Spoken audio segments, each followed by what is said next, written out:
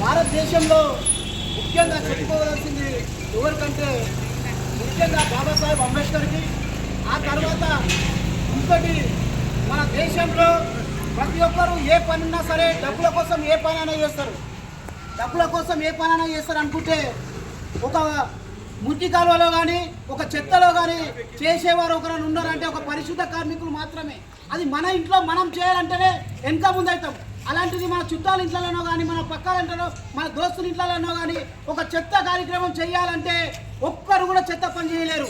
అలాంటిది వీళ్ళు జీతం కోసం చేస్తున్నారు అనుకోవద్దు, వీళ్ళు ఒక సేవ చేస్తున్నారు అనుకొని వీళ్ళని ప్రతి ఒక్కరు గుర్తించి అప్పట్లోనే బాబాసాహెబ్ అంబేద్కర్ గారు వీళ్ళని గుర్తించి ప్రతి సంవత్సరము వీళ్ళకు వేతనాలు పెంచాలని అప్పట్లో రాజ్యాంగంలో లిఖించిండు. కానీ ఇప్పటి వరకు కూడా ఆ ఒక అమలు ఇప్పటివరకు ఏ ప్రభుత్వం చేయలేదు.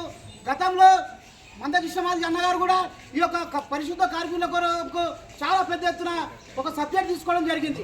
ప్రతి సంవత్సరం రాజ్యాంగంలో పొందుపరిచినటువంటి విధంగానే వీళ్ళకు ప్రతి సంవత్సరము గవర్నమెంట్ పోషించాలి. కానీ ఇప్పుడు ప్రభుత్వాలు ఏం చేస్తున్నాయి, ప్రైవేట్ చేస్తున్నాయి. అవి ప్రైవేట్ చేయలేవద్దు. ఎందుకంటే ఆఫీసుల కింద ఏసీలో కూర్చున్న వాళ్ళకేమో గవర్నమెంట్ జాబు, ఎండలో వానలో మురికి కాలువలలో పని చేసుకుంటూ వీళ్ళందరూ ఇంత కష్టపడుతుంటే వీళ్ళని గుర్తించాలి ముఖ్యంగా. కానీ అలాంటి గుర్తించకుండా ప్రభుత్వాలు ఏం చేస్తున్నాయి, వీళ్ళకి ప్రైవేట్ చేసి వీళ్ళకి ప్రైవేట్ చేయలే వద్దు. రూల్స్ ప్రకారం బాబాసాహెబ్ అంబేద్కర్ రాసినటువంటి రాజ్యాంగంలో ఆర్టికల్ 38లో చూడండి.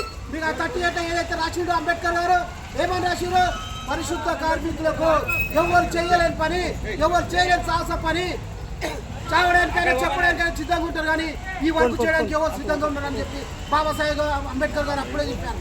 కాబట్టి మనం కూడా గుర్తించి ఇది ప్రభుత్వం వరకు తీసుకెళ్ళి ఎలాగైనా సరే బీజేపీ ప్రభుత్వం కానీ నరేంద్ర మోడీ సెంటర్లో ఉన్నాడు కాబట్టి ప్రతి ఒక్కరు ఈ యొక్క కార్యక్రమాన్ని తీసుకొని మున్సిపల్ కార్మికులకు ప్రతి ఒక్క మున్సిపల్ కార్మికులకు గవర్నమెంట్, ఎందుకంటే రేపు రోగాలు వచ్చేయమని అయితే ఎవరు బాధపడాలి, వాళ్ళ ఇంటికి వాళ్ళు బాధపడాలి తప్ప వేరే ఎవరు కాదు. కాబట్టి అది గుర్తుపెట్టుకొని వీళ్ళకు గవర్నమెంట్ హోదా కల్పించి వీళ్ళకి డబుల్ బెడ్రూమ్ ఇవన్నీ వేయాలని మనస్ఫూర్తిగా కోరుకుంటూ ఈ యొక్క అవకాశం ఇచ్చిన బస్సు పెద్దలకు ధన్యవాదాలు చెప్తూ థ్యాంక్ యూ సో మచ్. జై భీమ్.